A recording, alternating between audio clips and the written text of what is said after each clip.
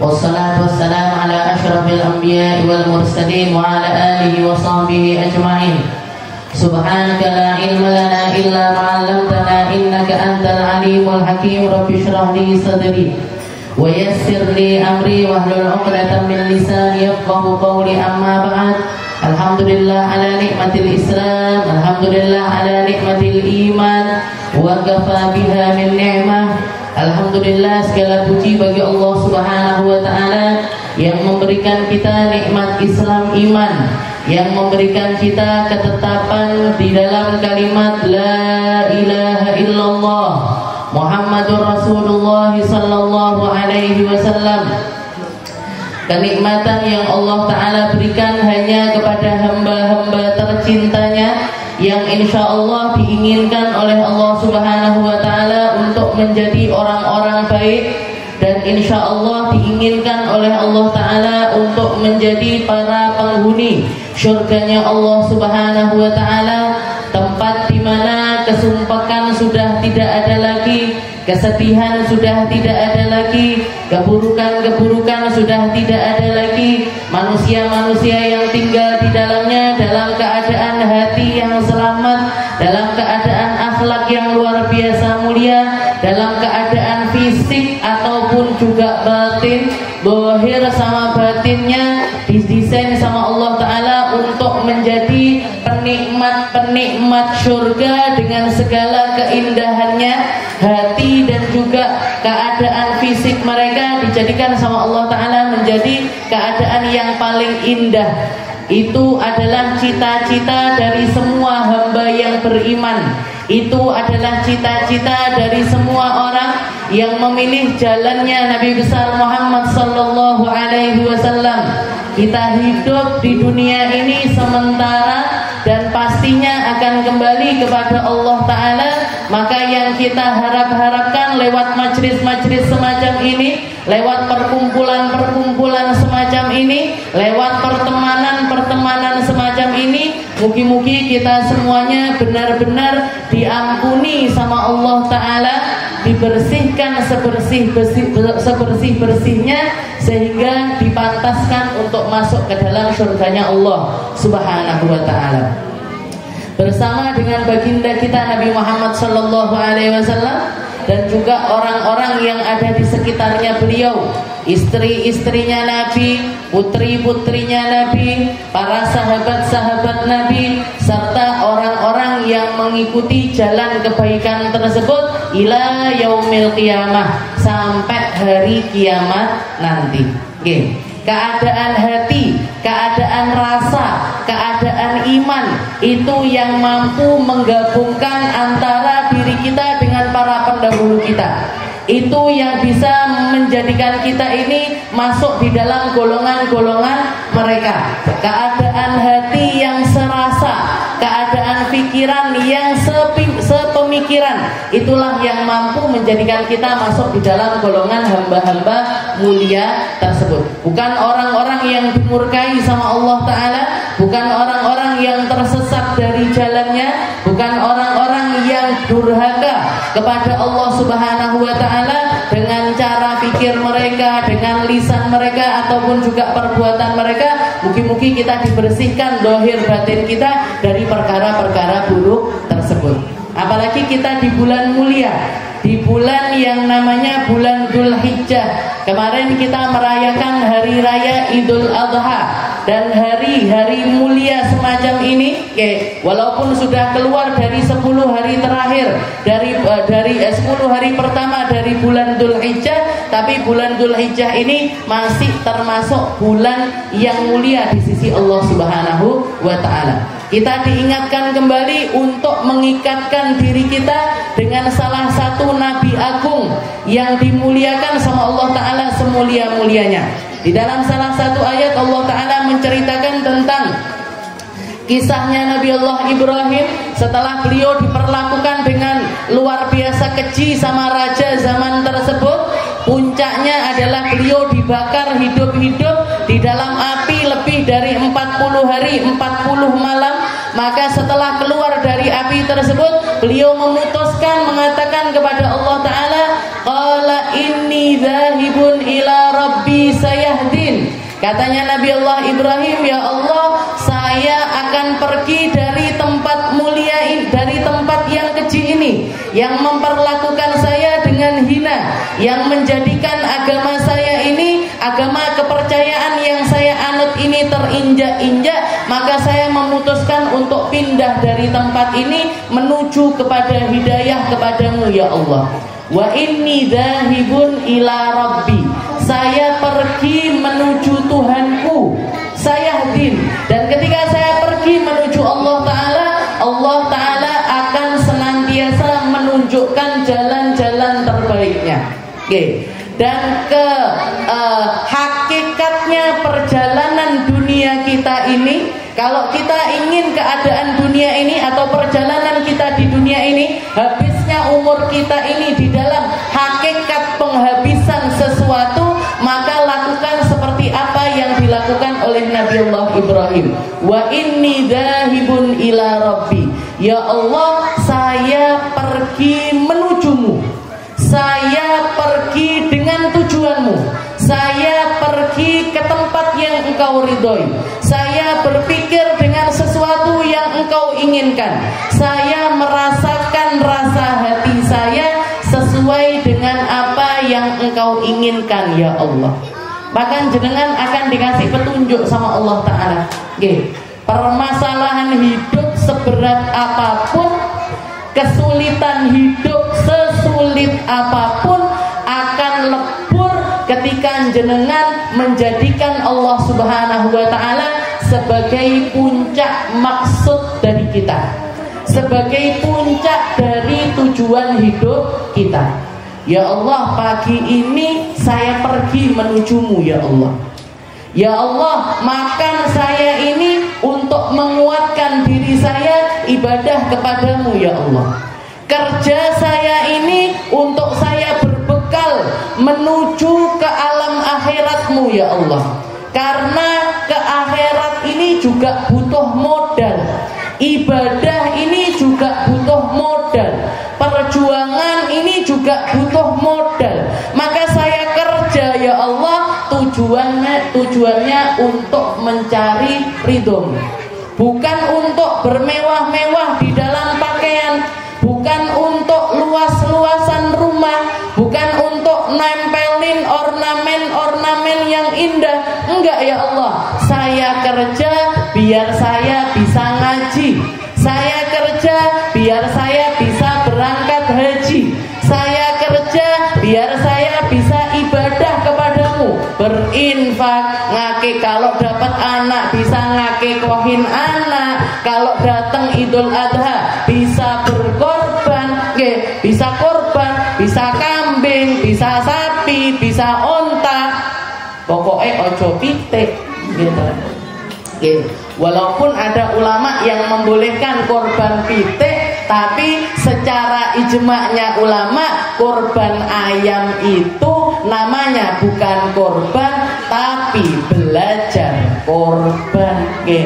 Dan duit Ustazah, kalau sampai 3 juta buat beli kambing, nggak punya uang saya Ustazah, punyanya uang 100.000, 200.000, bisa dipakai buat beli apa? Ya ayam. Yang bisa saya kebeli ini buat berjuang ayam. Ya sudah, niatkan untuk berkorban ayam. Insya Allah suatu saat Allah Ta'ala akan meluaskan rezeki kita sehingga kita bisa berkorban kambing, yang insya Allah akan jadi tunggangan kita di akhirat nanti, yang insya Allah akan membersamai kita melewati jembatan siratnya Allah Subhanahu wa Ta'ala. Tapi butuh kekehnya niat, butuh kekehnya keimanan.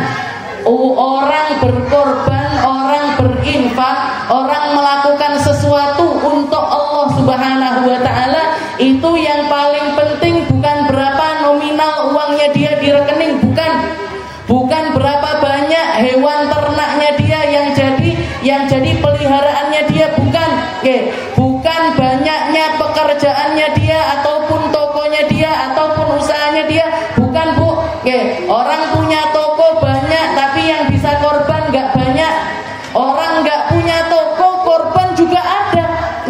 Kalau kita mau memikirkan keadaan-keadaan orang di bulan Dzulhijjah ini, ada banyak sekali hal-hal yang menunjukkan betapa maha kuasanya Allah Subhanahu wa taala.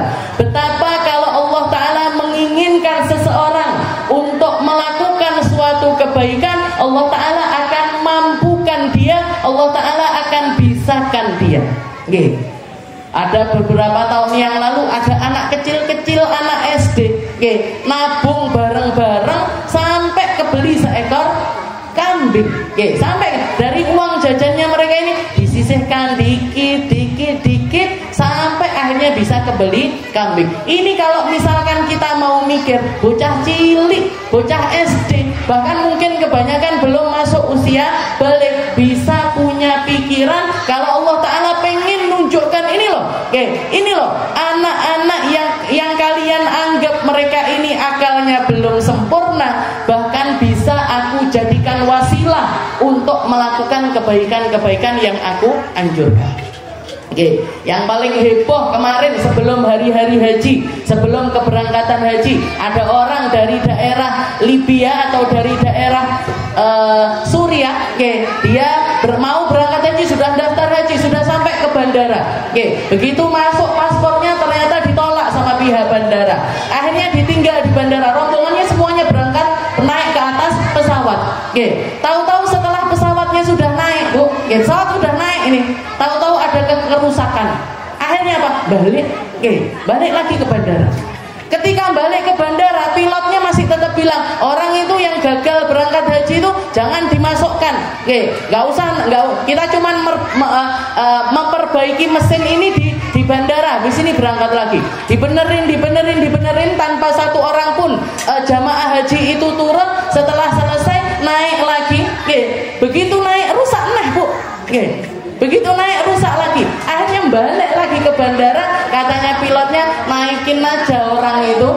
Naikin aja orang itu. Kayaknya kita nggak akan bisa berangkat kecuali lek wong iki yang kita cangking masuk ke atas pesawat. Dan dia memang dari begitu di paspornya ini gagal, yang ada di dalam pikirannya bukan terus pulang, terus ngenes dan enggak. Dia mengatakan, wallahi demi Allah la arji illa ilal hajj. Saya nggak akan pulang, saya nggak akan keluar dari bandara kecuali menuju haji, kecuali menuju rumahnya Allah Ta'ala, kecuali menuju ke tempat yang paling mulia. Diijabah sama Allah Ta'ala, Bu. Sopo sing gawe mesin ini tadi rusak ini siapa? Siapa yang bikin pikirannya para pilot ini tadi? Mau balik lagi sampai 2 kali ini siapa? Akhirnya begitu orang itu tadi masuk ke dalam pesawat, berangkat, nyampe ke Mekah, berangkat haji. Ini loh takdirnya Allah Ta'ala.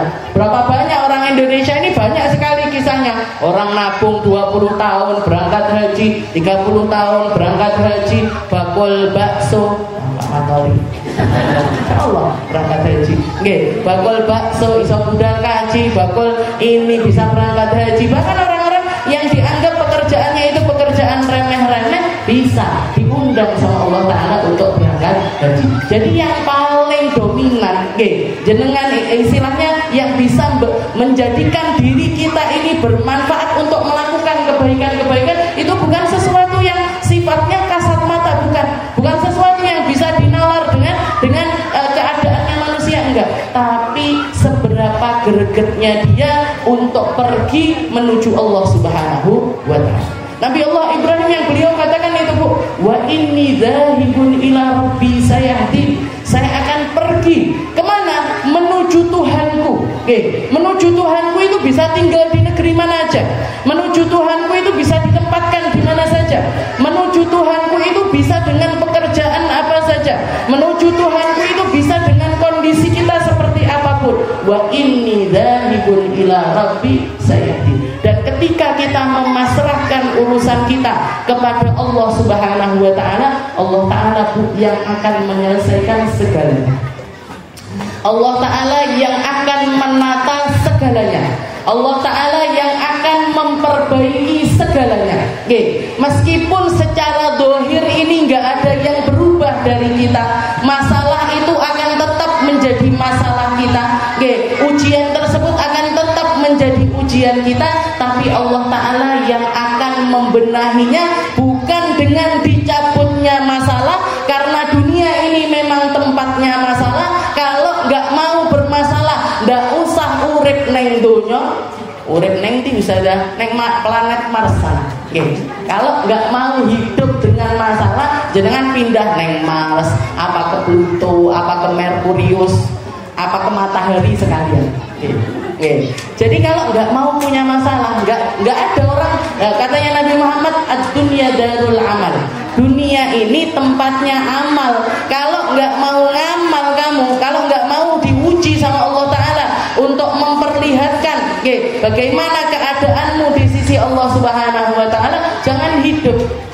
Wal akhirah darul jaza, sedangkan akhirat adalah tempat dari pembalasan setiap apa yang kita kerjakan di atas muka bumi ini. Fa may ya'mal mithqala dzarratin khairan yarah wa may ya'mal mithqala dzarratin syarran yarah. Amal sekecil apapun diperhitungkan sama Allah Ta'ala, amal kebaikan sekecil apapun diperhitungkan sama Allah Ta'ala, keburukan sekecil apapun juga diperhitungkan oleh Allah Subhanahu Wa Ta'ala. Makanya salah satu doa yang diajarkan sama para ulama, Rabbi hasibni hisaban yasira. Atau kalau enggak gitu, kalau di dalam Maulid Tiba itu ada golongan-golongan manusia itu ada beberapa macam. Tulutu yadkhuluna jannata bighairi hisab. Biasanya kita tambahi dengan doa Allahumma ja'alna minhum. Jadi umatnya Nabi Muhammad itu dibagi menjadi 3 golongan. Sepertiganya yadkhuluna jannah bighairi hisab, masuk ke dalam surganya Allah Ta'ala tanpa hisab. Allahumma ja'alna minhum. Itu kita masuk dalam golongan yang ini. Masuk surga bila hisab bila azab, tanpa dicecer hisab, tanpa diperhitungkan yang ruwet-ruwet sama Allah Ta'ala. Karena kalau orang diperhitungkan secara mendetail sama Allah Ta'ala, nggak bakalan selamat, Bu. Kalau jenengan pengen tahu, jenengan hitung mulai dari bangun tidur tadi sampai sekarang ini. Bertangi turu nyapa wae, ngomong apa wae, nyeletuk apa saja, ketemu sama siapa saja, sudahkah kita menunaikan hak-hak orang yang kita temui itu dengan cara yang benar. Dan kalau mau diperhitungkan menit per menit, detik per detik, gak akan ada yang selamat orang di dunia. Jadi kita pengennya itu masuk ke dalam surganya Allah Ta'ala bila hisab, tanpa hisab, tanpa adab. Orang kalau hisabnya selamat, adabnya ini juga selamat, langsung masuk ke dalam surganya Allah Subhanahu Wa Ta'ala. Ini doa yang diajarkan sama para ulama, Rabbi hasibni hisaban yasira, atau Rabbi adkhilnil jannah bighairi hisab. Ya Allah, masukkan saya ke dalam surga tanpa hisab. Nah, ini orang-orang para syuhada yang diperlakukan seperti itu sama Allah Ta'ala. Orang-orang yang mati dalam keadaan mulia diperlakukan sama Allah Ta'ala semacam itu. Orang mati syahid itu nggak mesti di peperangan. Orang banyak, katanya Nabi Muhammad, aktsaru syuhada ummati, paling banyaknya orang mati syahid dari golongan umatku itu yamutuna alal firash, mereka mati di atas ranjang mereka masing-masing, tapi dianggap sebagai orang yang mati syahid. Ada 70 golongan orang mati syahid. Di antaranya orang yang meninggal sakit perut, syahid, Bu. Orang meninggal tenggelam, mati syahid. Orang meninggal ketimpa longsor, mati syahid. Orang yang meninggal, ibu yang meninggal ketika melahirkan, mati dalam keadaan syahid. Orang yang meninggal menuntut ilmu, syahid. Lagi ngaji gini meninggal, mati syahid. Tapi ojo meninggal gini, nanti bingung kita. Jadi orang meninggal dalam keadaan seperti ini itu mati dalam keadaan syahid. Syahidnya syahid akhirat. Syahidnya syahid akhirat. Di dunia diperlakukan seperti orang meninggal biasa, tapi di akhirat diperlakukan sama Allah Ta'ala masuk di belakang ke rombongannya pemimpin para syuhada, yaitu pamannya Nabi Muhammad sallallahu alaihi wasallam, Sayyidina Hamzah. Bangkit dalam keadaan berdarah-darah, tapi bau angin darahnya ini dibikin sama Allah Ta'ala semerbak, sewangi parfum yang paling mahal, yaitu al-misk. Mungkin kita dimuliakan sama Allah Ta'ala dengan mati syahid. Mati dalam keadaan mulia, mati dalam keadaan indah, sehingga hisab kita itu ringan, sehingga bisa masuk ke dalam surganya Allah Ta'ala dengan indah. Kita masuk di dalam pembahasan kita, masih di dalam kitab Aqidatul Awam, ila an qala al-mu'allif rahimahullahu ta'ala wa nafa'ana bi ulumihi fid dharain amin wal haya wa hiya sifatun qadimatun bi dzatihi ta'ala tusahhihu lahu al-ittisaf bil qudrah wal iradah wal ilm was sam' wal basar wal kalam. Oke, kalau bukan minggu yang lalu bulan yang lalu, sebulan yang lalu kita bahas tentang sifatnya Allah Ta'ala yang aliman. Allah Ta'ala itu maha mengetahui. Allah Ta'ala itu memiliki semua pengetahuan. Allah Ta'ala itu memiliki semua hal yang berkaitan dengan seluruh makhluknya. Itu ada di dalam pengawasan Allah, ada di dalam pengetahuannya Allah. Gak ada satupun yang luput dari pengetahuannya Allah. Bahkan ketika Allah Ta'ala memberikan pengetahuan kepada makhluknya, katanya Allah Ta'ala, wa ma utitum minal ilmi illa qalila. Yang aku berikan kepada kalian wahai makhlukku itu sedikit dari ilmunya Allah Subhanahu wa Ta'ala. Ketika Nabi Allah Khidir jalan sama Nabi Allah Musa, jalan bersama Nabi Allah Musa, sesuai permintaan dari Nabi Allah Musa yang mengatakan, hal attabi'uka ala an tu'allimani mimma 'ullimta rusyda. Nabi Musa seorang nabinya Allah Ta'ala, orang yang paling ngerti tentang syariatnya Allah Ta'ala masa itu, orang yang paling paham dengan hukum-hukumnya Allah Ta'ala pada masa tersebut. Ketika diberitahu sama Allah Ta'ala ada orang alim di sana, katanya beliau langsung mendatangi orang tersebut. Nabi Allah Khidir langsung didatangi sama Nabi Allah Musa, dan Nabi Musa mengatakan kepada Nabi Allah Khidir, hal attabi'uka ala an tu'allimani mimma 'ullimta rusyda. Apa kamu berkenan untuk memberikan ilmu yang telah ditunjukkan sama Allah Ta'ala kepada dirimu? Berarti apa? Ngaji ini kudu beradab. Ngaji ini harus dengan penghormatan. Ngaji ini sebelum kita mengkondisikan fisik kita, kita harus mengkondisikan hati kita. Kita harus tahu, harus meyakini orang yang kita ambil ilmunya, mereka adalah orang-orang mulia. Orang yang kita ambil ilmunya adalah orang yang berhak untuk saya hormati. Orang yang saya ambil ilmunya adalah seseorang yang menjadi wasilahnya Allah Ta'ala untuk menjadikan saya mendapatkan ilmu ini. Nah, ini adalah sesuatu yang menjadi jalan syariatnya Allah Ta'ala bagi para penuntut ilmu. Meskipun di satu sisi kita juga tahu persis ulama-ulama itu bukan manusia-manusia suci, bukan manusia-manusia yang enggak pernah berdosa, bukan manusia-manusia yang luput dari dosa. Mereka juga berdosa, mereka juga sering lupa, mereka juga sering lalai, mereka juga sering kali kepleset, karena mereka bukan orang-orang yang maksumin, bukan orang-orang yang dijamin sama Allah Ta'ala untuk bersih dari segala dosa. Tapi kalau kita sedang ngaji sama seseorang, jenengan lagi belajar ilmu kepada seseorang, yang harus ada di dalam keyakinan kita, orang ini adalah orang yang berhak untuk saya muliakan. Saya punya kewajiban untuk memuliakan dia. Saya punya kewajiban untuk menghormati dia. Saya punya kewajiban untuk meninggikan dia. Kenapa? Karena dia wasilahnya Allah Ta'ala. Makanya salah satu usahanya para ulama-ulama terdahulu itu, Bu, kalau mau ngaji, kalau mau berangkat ngaji, mereka bawa uang, mereka bawa harta, di tengah jalan mereka sedekah, dengan niatan apa? Mereka sedekah sambil minta sama Allah Ta'ala, Allahumma stur anni aiba masyayikhi. Ya Allah, tutupi bagi saya aib-aib guru saya. Kenapa? Guru-guru saya juga punya aib. Tapi minta tolong ya Allah, mata saya jangan melihat, telinga saya jangan mendengar. Kenapa? Karena ketika mata saya melihat, melihat kekurangan guru saya, telinga saya mendengar kekurangan guru saya, otomatis jatuh penghormatan saya kepada mereka. Saya nggak akan bisa menghormati guru saya kalau saya tahu aibnya mereka. Oh, tibake guruku ki wong sing ngene. Oh, tibake guruku ki senengane apa? Ngene ki ya.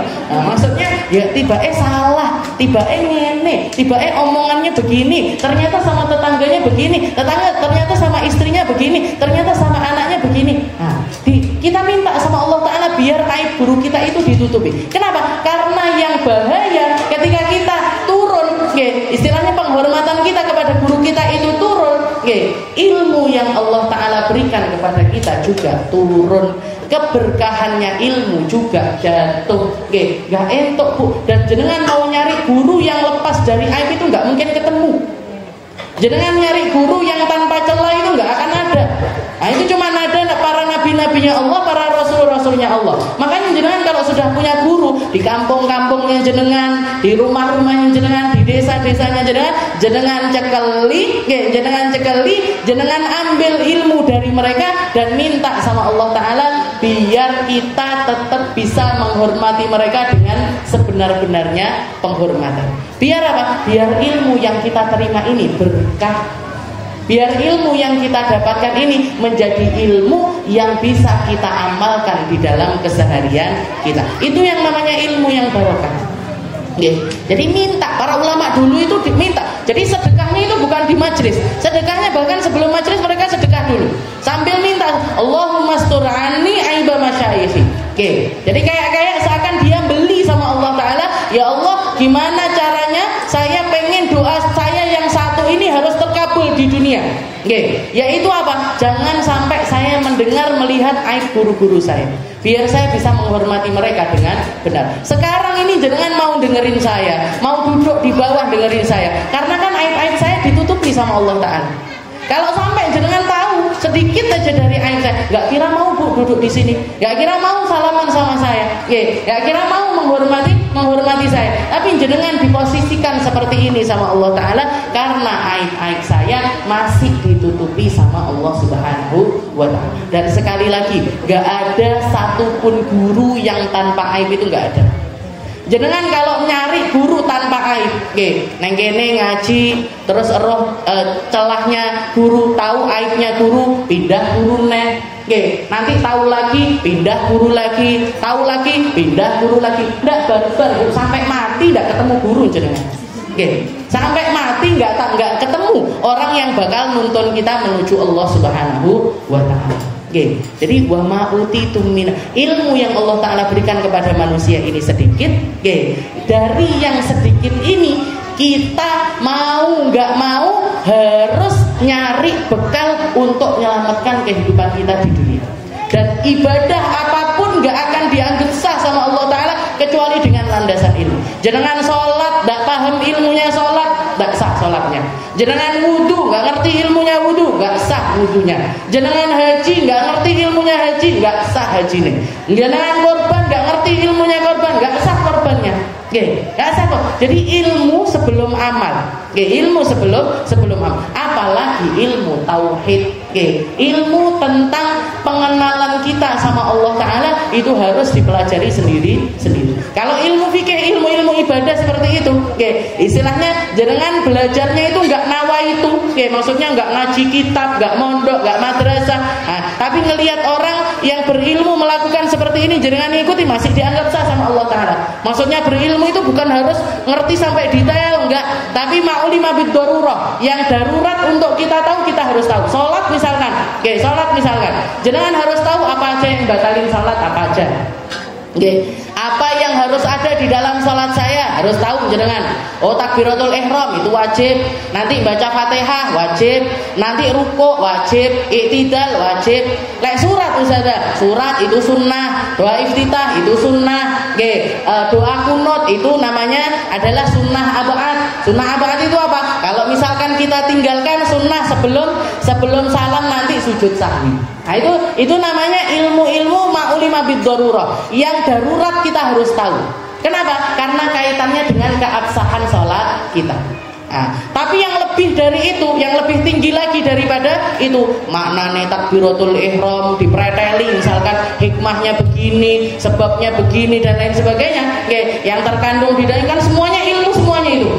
Maka itu bisa dipelajari sedikit demi sedikit. Tapi nggak harus semua orang ini tahu. Nggak harus semua orang ini tahu. Dan semua orang yang belajar ilmunya Allah Ta'ala nyambung sama sifatnya Allah Ta'ala yang aliman. Allah Ta'ala maha mengetahui. Maka setiap hamba yang ngaji tentang ilmunya Allah, mereka ada di dalam keadaan yang paling mulia. Majelisnya majelis paling mulia, pertemanannya pertemanan paling mulia, makanan yang keluar di dalamnya sedekah yang paling mulia. Penglihatannya adep-adepannya kita ini adep-adepan paling mulia. Adep-adepannya kita ini adep-adepan paling mulia. Kenapa? Karena yang kita cari adalah ilmunya Allah Subhanahu wa Ta'ala. Dan itu sesuatu yang paling mulia yang Allah Ta'ala berikan kepada para utusannya. Nabi-nabinya Allah ini bekalnya mereka bukan harta. Ketika Nabi Musa disuruh sama Allah Ta'ala, pergi kamu ke tempatnya Fir'aun. Yang diminta sama Nabi Allah Musa bukan transportnya pun di Gusti. Uang transportnya mana? Saya ini di tempat yang jauh dari Mesir, nggak minta uang transport beliau, nggak minta. Beliau yang diminta adalah Rabbi shrah li sadri wa yassir li amri wahlul 'uqdatam min lisani yafqahu qawli. Ya Allah, lapangkan hati saya, biar saya bisa berangkat ke tempatnya Fir'aun ini dengan ilmu-ilmu yang Engkau titipkan kepadaku. Ya Allah, saya bisa menyampaikan dia dengan hati yang lapang. Hati yang lapang ini maksudnya apa? Iso sabar ngadepi kelakuane Fir'aun. Bisa sabar menghadapi apa yang dilakukan oleh Fir'aun. Nah, sifatnya Allah Ta'ala yang selanjutnya, yaitu sifat yang ke-10, yaitu al-hayah. Allah Ta'ala yang maha hidup. Jadi salah satu sifat wajibnya Allah Ta'ala adalah Allah Ta'ala yang maha hidup. Kebalikannya adalah al-maut, kematian. Jadi kalau Allah Ta'ala sifat wajibnya adalah hidup. Dulu Allah Ta'ala hidup, sekarang Allah Ta'ala hidup, nanti Allah Ta'ala hidup. Dan maha hidupnya Allah Ta'ala tanpa permulaan, tanpa akhir. Kalau semua makhluknya Allah Ta'ala mereka hidup, tapi dengan diawali ketiadaan dan akan kembali kepada ketiadaan. Tapi kalau maha hidupnya Allah Ta'ala, huwa hayyun la yamut. Allah Ta'ala hidup, maha hidup, dan gak kenal yang namanya kematian. Tanpa awal, tanpa akhir, tanpa sebab apapun di dalam kehidupannya Allah Ta'ala. Jadi tidak ada intervensi dari hal apapun di dalam maha hidupnya Allah Subhanahu wa Ta'ala. Allah Ta'ala maha hidup. Jadi dikatakan di sini al-hayah. Wahya sifatun qadimatun bidzatihi ta'ala. Itu adalah sifat yang qadim, yang ada sejak dari awal. Istilahnya keberadaannya Allah Ta'ala ini sudah bersatu dengan maha hidupnya Allah Ta'ala. Itu sahihul lahu al-ittisaf. Dan dengan sifat Allah yang hayah ini fungsinya apa? Membenarkan segala sifat-sifat Allah Ta'ala yang lainnya. Kita tahu Allah Ta'ala maha kudrah, maha berkehendak, Allah Ta'ala maha berkuasa, Allah Ta'ala maha berilmu, Allah Ta'ala maha mengetahui, Allah Ta'ala maha mendengar, Allah Ta'ala maha melihat. Maka keberadaan sifat-sifat ini tidak akan bisa berdiri kecuali dengan bersamaan dengan sifat maha hidupnya Allah Subhanahu wa Ta'ala. Sama kayak logikanya kayak kita sekarang ini. Kita sekarang melihat, kita sekarang mendengar, kita sekarang berkehendak. Kalau saya mau minum, saya tinggal buka botol untuk minum. Saya berkeinginan, saya punya keinginan dan lain sebagainya. Tapi semua sifat-sifat itu tadi nggak akan bisa berfungsi kecuali kalau saya ini masih hidup. Kalau saya sudah mati, ndak iso berkehendak lagi, Bu. Nggih, orang mati nggak milik ngombe, nggak iso ngombe dia, nggak bisa, nggak butuh minum dan nggak bisa minum. Orang sudah mati ilmunya juga ikut mati. Orang sudah mati melihatnya juga ikut mati. Orang sudah mati mendengar pendengarannya juga ikut mati. Nah ini makanya sifat hayah ini bisa dikatakan sifat yang paling gampang untuk dipahami oleh manusia. Karena apa? Karena semua sifat-sifat yang lainnya nggak akan bisa terjadi kecuali kalau bergandengan dengan sifat Allah Ta'ala yang maha hidup. Dan itu yang membedakan antara Tuhan kita dengan sesembahannya agama-agama yang lainnya. Makanya Allah Ta'ala heran, istilahnya di dalam Al-Quran itu dalil-dalil yang menunjukkan tentang ketuhanannya makhluk-makhluk yang lainnya itu semuanya akan batal kalau mereka itu nggak punya sifat yang satu ini. Kalian nyembah Isa itu dulunya nggak ada dan akan kembali kepada ketiadaan. Kok mau sembah? Yang nyembah matahari itu siang ada tapi malam dia nggak ada. Yang nyembah bulan itu keluarnya malam aja, siang nggak ada. Yang nyembah pohon apa nih? Ditebang aja pohonnya mati dia.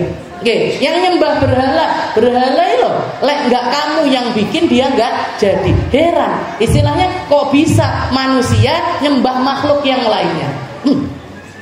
Maka semua makhluk tersebut sifat uluhiyahnya mereka, sifat ketuhanannya mereka akan batal karena mereka tidak memiliki satu sifat yang paling prioritas ini tadi, yaitu apa? Maha hidup. Dulu ada, nanti ada, sekarang ada. Dulu seperti itu, nanti seperti itu, sekarang juga seperti Allah Ta'ala yang menerima taubatnya Nabi Allah Adam juga maha mampu untuk menerima taubatnya kita ataupun orang-orang setelah kita. Allah Ta'ala yang mengijabahi doanya nabi-nabi terdahulu juga maha mampu untuk mengijabahi doa kita serta doa-doa manusia-manusia yang akan datang setelah kita. Nah, jadi maha hidupnya Allah Ta'ala ini gak kenal kematian sama sekali. Itu Tuhannya kita. Itu sesembahan kita. Makanya la ilaha illallah itu adalah kalimat yang paling benar di atas semua kalimat. Gak ada kalimat yang paling hak di atas kalimat la ilaha illallah. Tidak ada Tuhan selain Allah. Karena sesembahannya jenengan gak terkalahkan. Karena Tuhannya kita gak ada yang mengungguli. Karena Tuhannya kita gak terbantahkan dengan hal apapun. Jadi al-ilmu sama wal basar wal kalam. Kalau lam yakun ta'ala hayyan ma tabadat hadhihi sifat. Kalau Allah Ta'ala enggak hidup, sifat-sifat ini enggak bisa ada di dalam diri Allah Subhanahu wa ta'ala. Itu dalil aklinya, dalil secara nalar, dalil secara logika. Dalil dari Al-Qur'annya apa? Dalil naklinya apa? Allah Ta'ala mengatakan wa tawakkal 'alal hayyil ladzi la yamut. Katanya Allah Ta'ala, kalau kamu memasrahkan urusanmu, pasrahkan kepada Dia yang selalu hidup. Kalau kamu butuh bantuan dari sesuatu, minta bantuan kepada Dia yang maha hidup. Wa tawakkal 'alal hayyil ladzi la yamut. Tawakkallah kalian kepada yang maha hidup yang gak akan pernah mati. Karena kalau kamu pasrah sama manusia, kalau kamu pasrah sama sesama hamba, kalau kamu minta bantuan kepada manusia-manusia yang sama-sama lemahnya dengan dirimu, maka seringkali kamu justru yang kamu dapatkan justru adalah kekecewaan. Yang kamu dapatkan justru malah gelo. Ya tukokno gas misalnya, dolanan HP, ya dolanan HP nya, ya dolanan budal ya, gitu. Ini kalau minta bantuan sama manusia ini ngeten iki.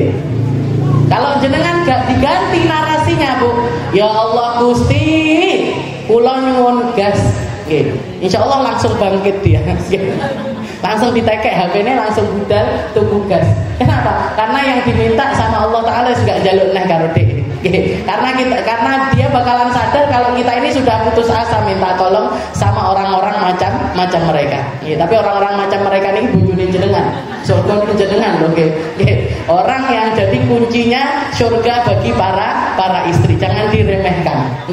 Jadi tapi kalau misalkan kita melakukan sesuatu atau kita itu memikirkan tentang sesuatu, jenengan punya harapan begini, jenengan punya keinginan seperti ini dan lain sebagainya, jenengan berusaha semaksimal mungkin. Usaha itu adalah bentuk istilahnya pemberdayaan kenikmatan yang Allah Ta'ala berikan kepada kita. Bentuk kita mengoptimalkan otak yang Allah Ta'ala berikan. Bentuk kita mengoptimalkan lisan yang Allah Ta'ala berikan. Bentuk pengoptimalan keadaan hati yang Allah Ta'ala berikan kepada diri kita. Tapi setelah semua usaha tersebut jenengan closing, jenengan tutup, jenengan nolkan, tawakalkan kepada Allah Subhanahu wa Ta'ala. Di situ nggak akan ada yang namanya kecewa. Dan jenengan lihat yang akan diberikan sama Allah Ta'ala jauh di atas apa yang menjadi ekspektasinya kita. Tapi ini wow, ikhtiarnya didukne, habis itu dienolkan, pasrahkan urusannya kepada Allah Subhanahu wa Ta'ala. Kalaupun misalkan nggak sesuai dengan ekspektasi kita, nggak sesuai dengan harapan kita, jenengan nggak akan jatuh tersungkur sampai menjadi orang yang istilahnya nggak bisa bangkit lagi. Nggak akan menjadi orang yang putus asa. Orang putus asa itu karena keinginan dirinya dia, karena harapan dia sendiri. Karena harapannya dia sendiri. Tapi kalau jenengan ikhtiarnya dimaksimalkan, tapi setelah itu jenengan nolkan, jenengan habiskan pengharapannya, ya Allah, tak pasrahkan semuanya kepada Engkau, jenengan akan mendapatkan Allah Gusti Allah sing nonton. Ini yang namanya tawakal. Tawakal itu jadi harus diawali dengan ikhtiar.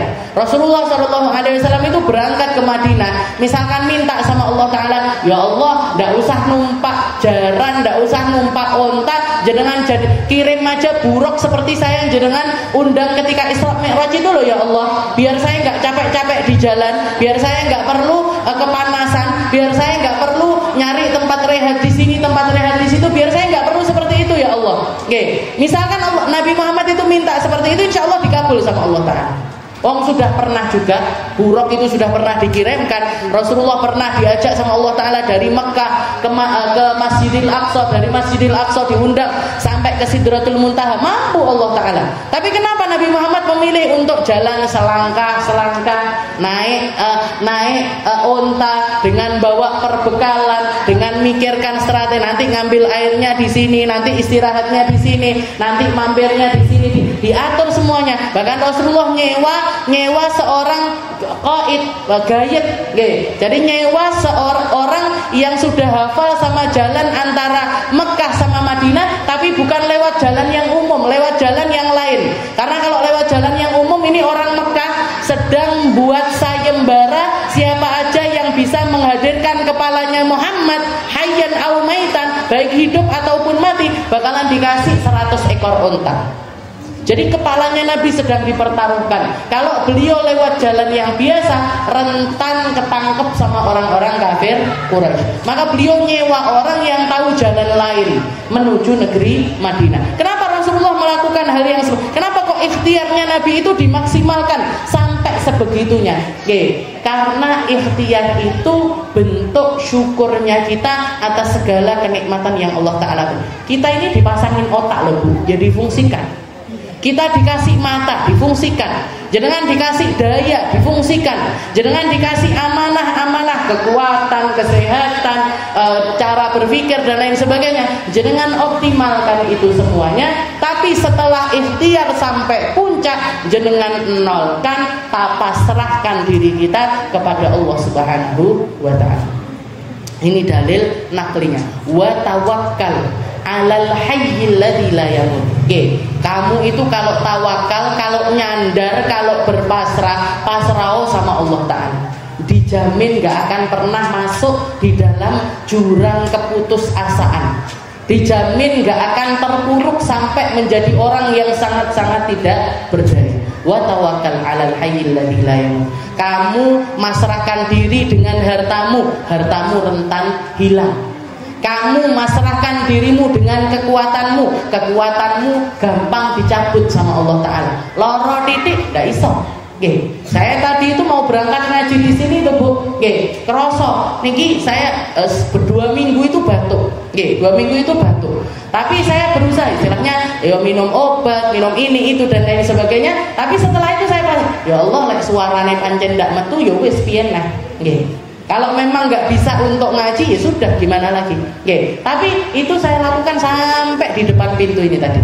Oke, sampai di depan gorden ini, bukan pintu ya. Depan gorden ini, ya Allah, lek iso jenengan kuatkan, jenengan bisakan keluarkan suara saya biar bisa nyampe kepada ibu-ibu. Oke, mata. Oke, jadi ikhtiar itu sesuatu yang memang harus dilakukan. Oke, tapi setelah itu jenengan pasrahkan kepada Allah Subhanahu wa tawakkal 'alal hayy.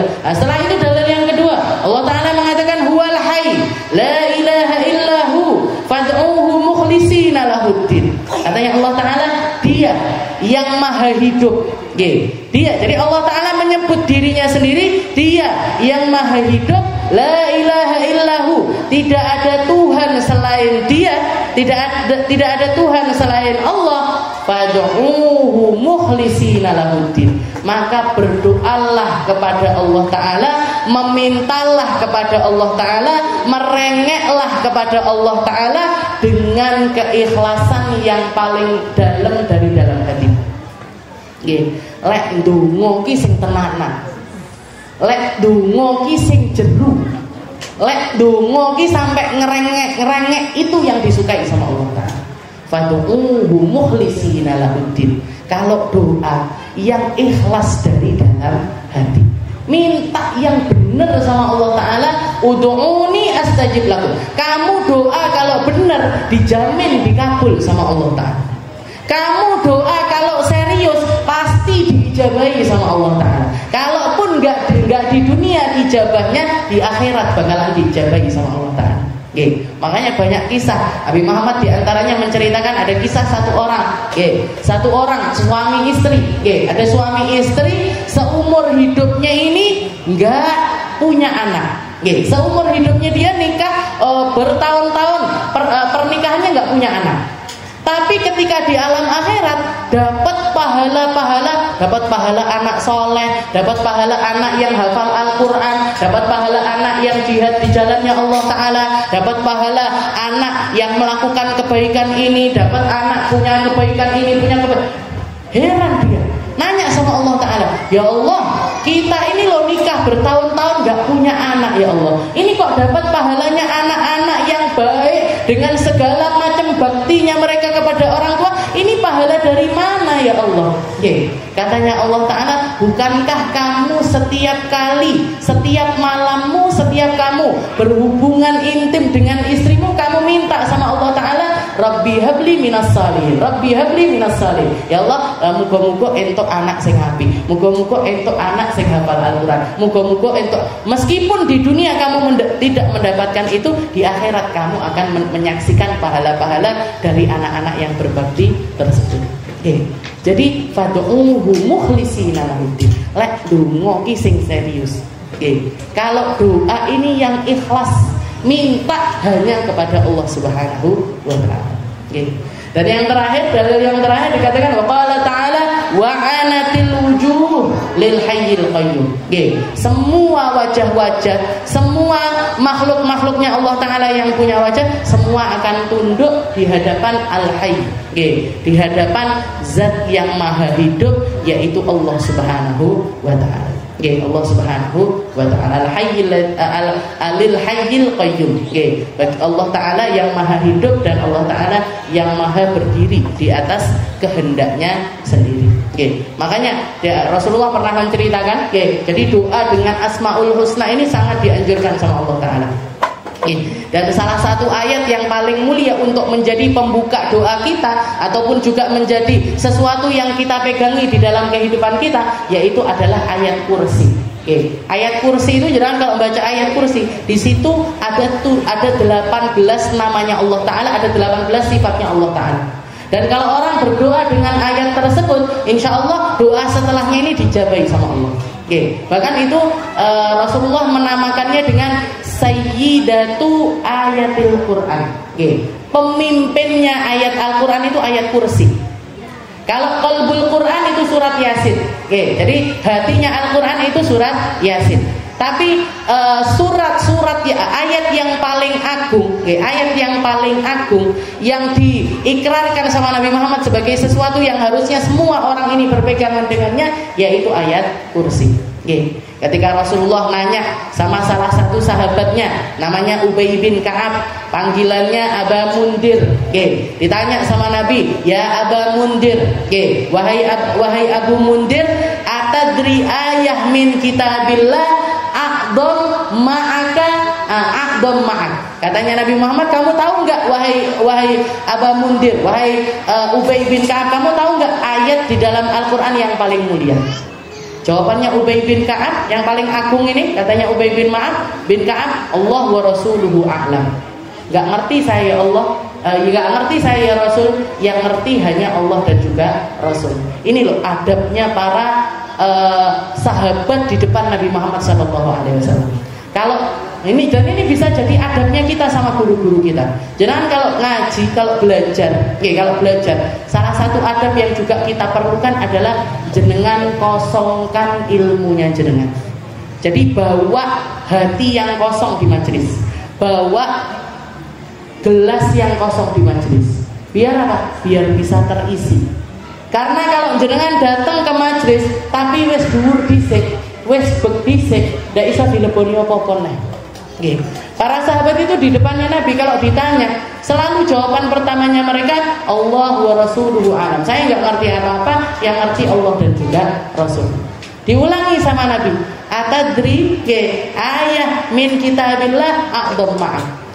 Tahu nggak kamu wahai Ubay bin Ka'ab, ayat paling agung yang Allah Ta'ala taruh di dalam Al-Quran. Nah, karena diulangi pertanyaannya sama Nabi Muhammad, berarti karepe Nabi jawaban. Kalau kamu tahu jawab. Nah, kalau kamu tahu jawab. Maka dijawab sama Ubay bin Ka'ab, adunnu annahu ayatal kursi. Sepertinya ayat kursi wahai Rasul. Maka katanya Rasulullah, benar. Ayat kursi itu adalah ayat yang paling agung yang Allah Ta'ala berikan untuk kita sebagai bekal kita untuk menjalani kehidupan. Jangan mau tidur, butuh sama ayat kursi. Jangan mau mulai hari, butuh sama ayat kursi. Jangan mau naik kendaraan, butuh sama ayat kursi. Untuk apa? Untuk jadi wasilahnya kita gandengkan kehidupan kita kepada Allah Subhanahu wa Ta'ala. Jadi jangan baca, apalagi kalau mau tidur. Apalagi kalau mau tidur. Dikatakan Rasulullah mengatakan, ini perkataannya iblis sebenarnya, perkataannya setan, tapi diikrarkan, istilahnya disetujui sama Rasulullah SAW. Ketika setan itu mengatakan, bacalah ayat kursi, itu akan menjadi pelindung kamu sepanjang hari.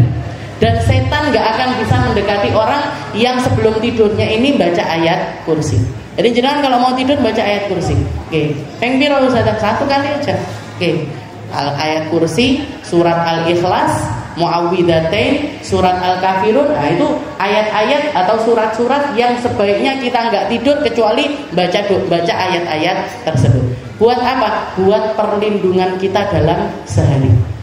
Biar kita dapat perlindungan dari Allah Ta'ala, dijauhkan dari godaan setan, dijauhkan dari hal-hal yang akan membuat kita ini terhina di sisi Allah Subhanahu wa Ta'ala. Was-sama' wal basar wa huma sifatan qadimatan bidzatihi ta'ala yankashifu bihimal mawjud. Insyaallah kita lanjutkan di pertemuan kita yang selanjutnya.